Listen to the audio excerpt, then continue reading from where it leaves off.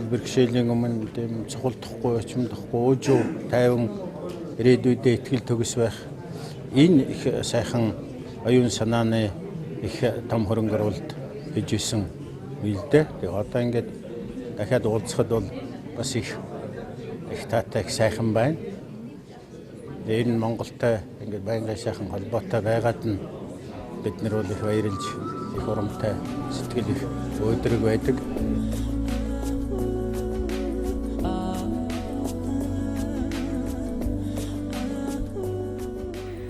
Энэ хүмүүс ямар нэгэн хамтлаг дуучдын тоглолт үзэх гэж ирээгүй. Харин дээрхийн гигантэнтэй уулзаж, үнэн үг, амьдралыг зөв харах ухаанаас нь сонсох гэж үр хүүхэд ач цэрийн дагуулсан эмээ өвөө аав ээжүүд олон зуулсан байлаа. Хүн хэдий унтаж амарч, хооллож, ундаж, стресс ядаргаагаа тайлдагч энэ бол өнгөцхөн амралт болдог байна. Тиймээс амьдралын гүн ядаргаа сэтгэлийн зовир шаналлаас ангижрахын тулд зөв амьсгалын дасгал, бясалгал хийх нь хүн өөрийгөө дотроос нь цэвэрлэж ариусч байдаг гэсэн Гүрүүжи багшийн бясалгалын аж тусыг өнөөдөр олон мянган хүн ойлгож эхэлжээ. Тиймээс ч амар тайван, аз жаргалтай эрүүл энх байх амьдрах урлагийн замыг сонгосон байна. Багш маань бол яг энэ хүний оюун санааны энэ аз жаргал гэдэг чинь юм байдаг юм а. Тэрлүү ингээд хөтөлж ингээд аваачиж өгдөг болох дээр би бурхантай зөвлөлээд байна л да. Тэрнээс биш багш маань яг л бид нартай адилхан иддэг, уудаг, унтдаг, тийм ээ, ярьдаг, хөдөлдөг юм хүн байгаа шүү дээ, тийм.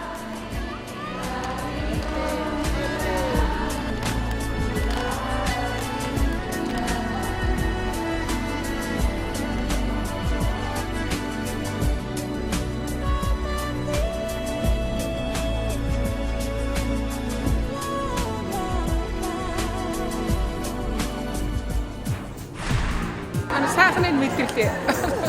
Өнөөдөр их орны үндэслэх болон бүрээс 800 гаруй залуучууд зөвхөн спортын төв ордонд өстой хүч чадал ирч хүчийг аваадсан гайхалтай сайхан курс болж явууллаа.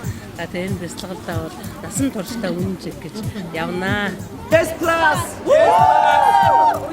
Багштай байна гэдэг бол ер нь тэгээд одоо үнний зам дээр бат зогсож байгаа гэж чинь одоо нэг үзүүлэлт болж өгнө л төө. Багшаас сайхан энерги авдаа. Энэ дасгалыг миний ээж үргэлж одоо гэртээ хийж байнга одоо өдөр болгон хийдэгтэй маш их урт насалж байгаа.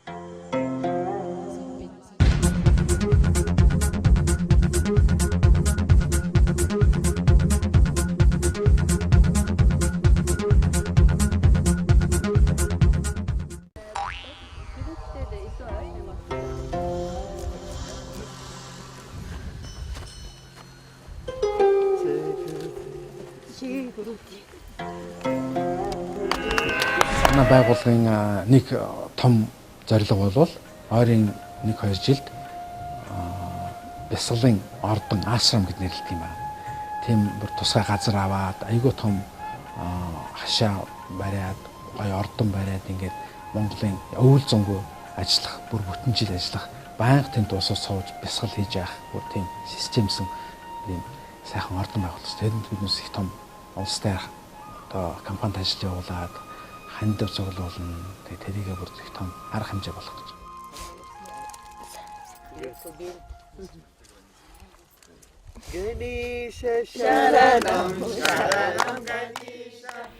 Удахгүй энэ газар хүн бүрийн эрх туртай амар амгалан баяр баясгалангийн ордон сүндэрлэн босгон лавтай.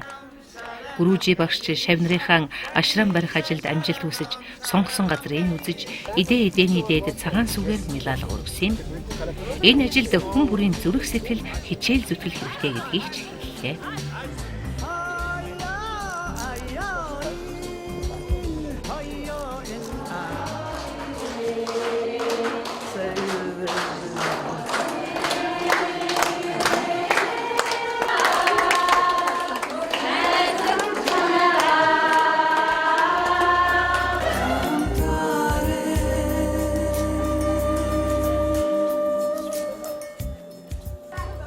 Энд цугласан хүмүүс бол Монголын Шри амьдрах урлагийн төвийн багш нар Гүрүүжи багшийн шавнар. Өнөөдөр тэдэнтэй уулзаж санал бодлын сонслоо. Шри Рави Шанкарын санаачилгаар 1982 онд анх байгуулсан амьдрах урлаг сан нь дэлхийн 150 гаруй оронд нийгэмд тустай олон төрлийн үйл ажиллагаа тасралтгүй явуулдаг хүмүүнлэгийн байгууллага юм.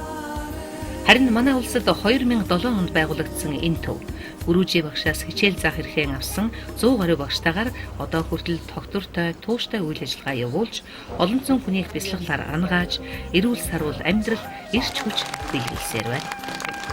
Амьдрах урлаг болон улс их оронд гарсан хөгжил дэвшлийг харж байгаадаа би маш их баяртай байна. Маш олон хүмүүс мэдлэг оюун, мэрэгэн ухаанаараа гэрэлтэж байна. Маш олон гэр бүлүүд нэгдэн нээлж, хүмүүс баяр хөөр аз жаргалаар дүүрэн байгааг харахад сайхан байна. Ер нь монголчууд дэлхийн бусад орны хүмүүсийг бодоход илүү чин сэтгэлээсээ байдаг ард. Энэ мэдлэг хүмүүсийг үнэхээр хөгжүүлж чаджээ. Монгол хүмүүс энэ дорн дахны оюун санааны мэдлэгийг яг л загас усандаа орж байгаагийн нэгэн адил маш амархан хялбархнаар хүлээж авч байна. Монголын хүн бүрийг зорьсон зорилготой, утга учиртай амьдралаар амьдрахыг хүсье. Fruitful and purposeful, meaningful life.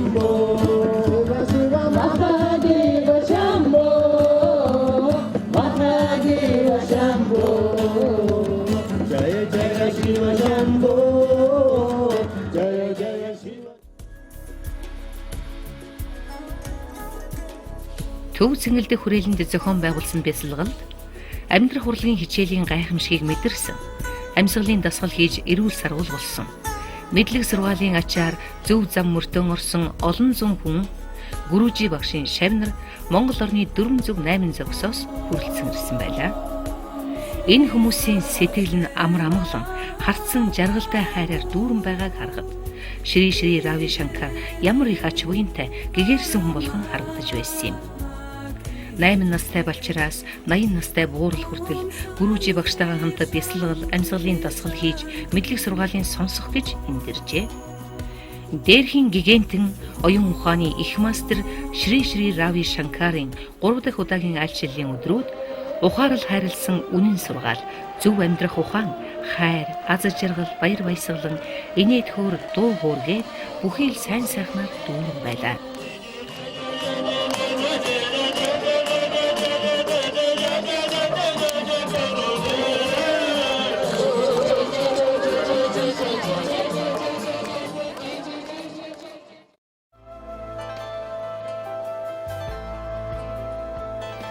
Их багш таны айлтсанчлан Монгол түмэн бид эв ийх хичээж энх тунх сууж байна. Дараа дахин уулзлаа баяртай.